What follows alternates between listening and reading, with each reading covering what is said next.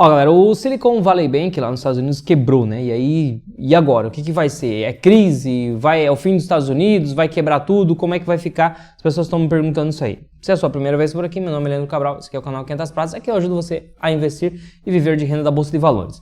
Então, olha só. Cara, isso aqui é um sinal claro de que a gente está em crise, né? A gente está em crise no mundo, nos Estados Unidos, no Brasil e em vários países aí pelo mundo. E é natural que as empresas comecem a quebrar.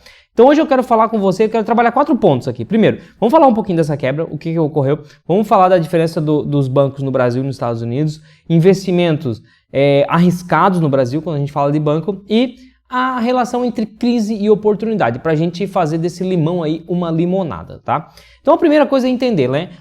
Por que quebrou o banco lá, né? O Silicon Valley Bank. Gente, um banco, seja nos Estados Unidos, no Brasil, em qualquer lugar do mundo, ele não tem todo o dinheiro que está investido nele. Porque um banco, o que faz? Ele pega dinheiro do investidor e empresta para as pessoas que estão querendo pagar juros, estão precisando daquele dinheiro. E ele fica ali com um spread, ele fica com uma diferença da taxa de juros que ele cobra. Então veja que quando você coloca dinheiro na poupança, no CDB, no banco de alguma forma, o banco não fica com esse dinheiro em caixa.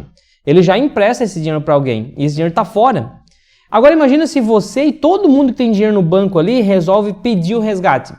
O banco teria que primeiro pedir para aquelas pessoas que estão devendo para pagarem antecipado a sua parcela para então conseguir pagar as pessoas. A gente sabe que isso é impossível. Então, quando acontece um resgate generalizado, e isso acontece porque o investidor ele olha, pô, a saúde financeira desse banco não tá boa. Esses caras vão quebrar. Quer saber? Deixa eu antecipar meu resgate. Antecipa. Todo mundo antecipa, o banco não tem para pagar todo mundo, decreta falência. É exatamente o que aconteceu lá com o Silicon Valley Bank, né? O banco tem uma reserva para fazer isso, inclusive foi um dos erros que os caras cometeram lá, porque a taxa de juros nos Estados Unidos subiu muito ultimamente, e isso aqui é mais um sinal de que a gente está em crise, lá fora a coisa não está tão boa assim, né? Veja que a taxa de juros desde 2008 lá, vinha ali em 0,25%, depois deu um pico até 2,5% em 2019, voltou, e agora ela está ali em 4,75% e a previsão é que vá para 5%, 6%. O Fed lá, né, o Federal Reserve já disse que é o Banco Central dos Estados Unidos, já anunciou que provavelmente vão subir mais essa taxa aí. E aí esse banco, cara, pelo que eu estava lendo aqui, ele foi lá ainda e ele investiu em títulos do Tesouro de longo prazo. E a gente sabe que títulos do Tesouro de longo prazo, quando a taxa de juros sobe, ele sofre marcação ao mercado. Então ele teve uma perda significativa do saldo investido. Cara, não sei como é que pode um banco, um dos maiores bancos dos Estados Unidos fazer uma coisa dessa. Eu tô cansado de falar para vocês aqui, gente, quando a taxa de juros está baixa, a gente não investe em títulos pós-fixados, em títulos pré-fixados, em títulos atrelados ao IPCA, né? Os títulos do Tesouro aqui no Brasil, por exemplo, que sofrem marcação ao mercado. A gente não investe nesses títulos. Por quê? Porque quando a taxa de juros sobe, esses títulos despencam. Agora que a taxa de juros nossa está lá em 14%, 15% ao ano, daqui a pouco, aí, não estou dizendo que vai subir, né? Mas assim, do jeito que está indo. Então o que acontece? Está lá em cima a taxa de juros, a marcação desses títulos vai lá embaixo. Agora é hora de a gente comprar. Aí um banco desse tamanho vai lá e me compra um monte de título do Tesouro de longo prazo com a taxa de juros em 0,25. Realmente não dá para entender, né? Enfim, e aí o que aconteceu foi viram que a situação do banco não estava legal, resgate generalizado, o banco foi obrigado a decretar falência, né? Então quebrou. Agora, o que isso significa aí, né? Isso é um sinal de que a gente está passando por crise. Quer dizer que nós não vamos investir em mais nada, não vamos investir em mais banco, não vamos investir em mais nada por conta dessa crise? Calma lá, vamos falar sobre isso. Primeira coisa, uma diferença entre os bancos do Brasil e Estados Unidos. Eu vejo que, apesar de a gente ter muito mais opções lá nos Estados Unidos, né? Tem mais de 5 mil bancos lá. Aqui no Brasil a gente tem 150, 160 bancos, alguma coisa assim, mas quem manda mesmo na parada ali são 5, né? É Banco do Brasil, Itaú, Santander, Bradesco, Caixa Econômica e acabou-se, né? São os que mandam na parada ali, são os bancos que dominam a maior fatia do mercado. Só que a estrutura aqui do Brasil financeira, ela é muito mais robusta, cara, é muito mais difícil, o banco é muito mais fiscalizado, tem que andar muito mais na linha. É mais difícil quebrar um banco aqui no Brasil. Não quer dizer que não vai quebrar. De vez em quando pode quebrar, né? Até tempos aí atrás quebrou um banquinho aí que estava pagando CDB aí lá na Lua, né? Então tem que cuidar desses bancos que pagam demais. Pagam demais porque já é arriscado e está precisando captar recursos e ninguém bota o dinheiro lá, tá? Então isso aqui já é uma coisa que me deixa um pouco mais confortável. Eu sei que no Brasil é mais difícil um banco quebrar do que lá, porque a nossa estrutura aqui ela é realmente bastante robusta, mas pode acontecer, tá? A gente tem que ficar de olho. O que a gente faz aqui agora? Você, como investidor, você tem que aprender a olhar as análises financeiras de um banco e saber se ele está com saúde ou não, né? Para você investir nas ações desse banco ou para você investir num CDB desse banco, você tem que cuidar com isso, porque por mais que se diga assim, Leandro, mas o FGC, que é o nosso fundo garantidor de crédito, ele cobre se um banco quebrar. Gente, o FGC, ele tem um caixa, é limitado. Tá? Se começa a quebrar, se quebra Itaú, Santander e mais alguns bancos, pronto, já não tem dinheiro para pagar todos os clientes. Então o FGC ele tem um limite, assim como o FDIC, que é lá nos Estados Unidos, como se fosse o nosso FGC aqui. Lá também ele tem um limite e ele não consegue bancar todos os bancos que tem nos Estados Unidos. Então se dá uma quebradeira generalizada, ninguém mais recebe, tá? Então tem que ficar ligado com isso aí, a gente tem que aprender a olhar aqueles que têm saúde financeira para investir ou em títulos de renda fixa daquele banco ali, ou para a gente investir em ações daquele banco, tá? Agora, o que eu vejo assim, investimentos arriscados no Brasil. Gente, aquela velha máxima, não tem almoço grátis. Às vezes as pessoas vêm dizer, Leandro, o que você acha desse CDB aqui? Paga 200% do CDI. Cara, se paga 200% do CDI, a mensagem está muito clara aqui. O banco está dizendo assim, meu amigo, você que é investidor, chega aí, vamos conversar. É o seguinte, eu tenho um banco aqui, tá? Não vai muito bem das pernas, só que eu estou precisando de dinheiro, né? Eu sei que o Itaú paga 100% do CDI, eu estou te pagando 200%. Eu sei que é mais arriscado, mas pô, eu pago 200, eu pago o dobro do que ele paga lá, né? E aí, vamos? Vamos.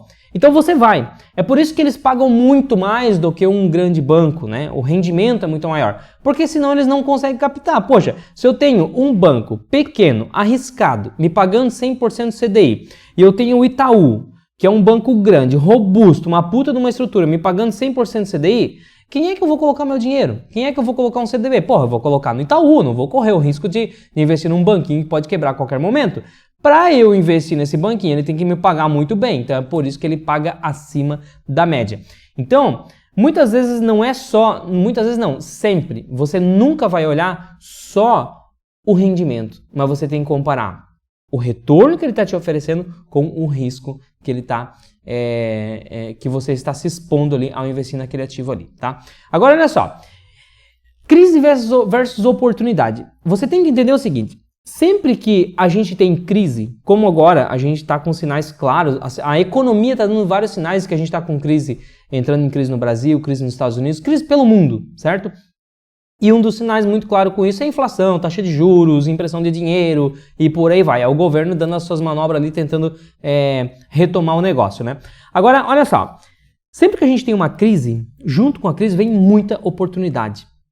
E o investidor que ele não está preparado, que ele tem medinho, que ele não sabe o que fazer, ele não investe na crise. Ele fica retraído, ele vai para renda fixa, ele fica lá paradinho na Selic. E aí quando a crise vai embora, as oportunidades também vão embora. Aí ele aparece, né? Opa, agora eu vou investir. Aí já passou, já foi a hora de você aproveitar as boas oportunidades e potencializar o ganho do seu patrimônio. Agora, então assim, crise é igual a oportunidade. Agora, o que você não pode esquecer é o seguinte, oportunidade, ela é risco. Então, eu coloco uma terceira palavrinha aqui, ó. Crise, oportunidade, risco. Os três estão juntos, tá? Quanto maior a crise, maiores as oportunidades, mas maior o risco. Quanto menor a crise, menores as oportunidades e menores os riscos. Então, o que a gente tem que fazer? Pô, deu sinal de crise, tem muita oportunidade. Você tem que aprender a gerenciar os riscos. Porque o que acontece, galera, é que vamos pegar as crises passadas. Crises passadas que a gente teve lá em 2008, por exemplo, foi uma crise forte que aconteceu nos Estados Unidos, refletiu pelo mundo. Ou se a gente for falar aí, uma das maiores da história, 1930, a Grande Depressão, cara, para que crise maior do que de 1930?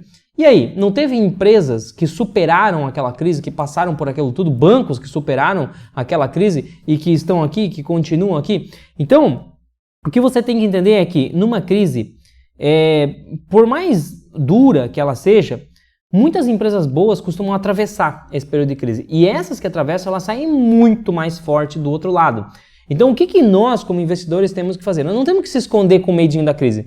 Nós temos que aprender e se desenvolver cada vez mais a conseguir interpretar a saúde financeira dos negócios, dos bancos, das empresas em geral, dos fundos imobiliários, para entender qual é aquela que está conseguindo se comportar melhor durante a crise. E por que isso significa oportunidade? Porque veja bem, eu tenho na crise uma empresa que não sofreu nada, os resultados dela com a crise. E eu tenho outra que os resultados dela fez isso aqui, ó, foi lá embaixo. O que acontece? O mercado como um todo, né, o mercado, a bolsa de valores, as pessoas comprando e vendendo, vão jogar o preço dessa empresa aqui que está mais arriscada, vão jogar lá embaixo. Só que essa empresa que não sofreu nada nos resultados, o preço dela também cai. Porque o mercado, quando está em crise, quando a gente tem, o mercado está mais em pânico, está assustado, a bolsa de valores começa a ter queda na cotação, puxa todos os preços para baixo. Puxa o preço daquilo que é ruim, puxa o preço daquilo que é bom. E o que nós, investidores, temos que fazer? A gente tem que saber olhar aquilo que é bom e ver que o preço caiu muito e colocar o nosso dinheiro ali. Porque aquela empresa que é boa é a empresa que vai passar da crise, que vai conseguir dar a volta por cima. E não é difícil de ver isso, é só você acompanhar os resultados. Tem empresa aí, ó, porque tá dando crise lá fora, porque tá dando crise no Brasil. Gente, tem empresa que a cada trimestre que vem, o resultado vem melhor, cada vez melhor. E aí? Faz o quê? Cadê a crise para essas empresas? Não tem, mas você olha, a cotação está caindo. Por quê? Porque tudo está puxando a cotação para baixo. Então, crise é bom para quem é investidor. Por quê? Porque gera muita oportunidade. Por que gera oportunidade? Porque puxa o preço para baixo do ruim, mas do bom também. E isso significa risco. Risco por quê? Porque muitas empresas que eram boas passam para o lado de cá, tornam-se a ser ruim. E cada vez sobra menos coisa boa, menos coisas boas. E aí você tem que aprender a olhar o que é bom para aproveitar aquelas oportunidades, ganhar dinheiro, acelerar o seu crescimento patrimonial, conquistar a sua liberdade financeira. É dessa forma que a gente investe. Quer que eu te ajude? Links na descrição, tem todos os meus treinamentos aqui, tem um curso da Estratégia 500 Pratas e lá no curso da Estratégia 500 Pratas você aprende de verdade a gerenciar risco, olhar o que é bom, o que vai suportar a crise, o que não vai, e ainda a gente vai gerenciando isso aí tudo de forma automática na planilha da Estratégia 500 Pratas. Link na descrição, eu te vejo na próxima aula. Fui!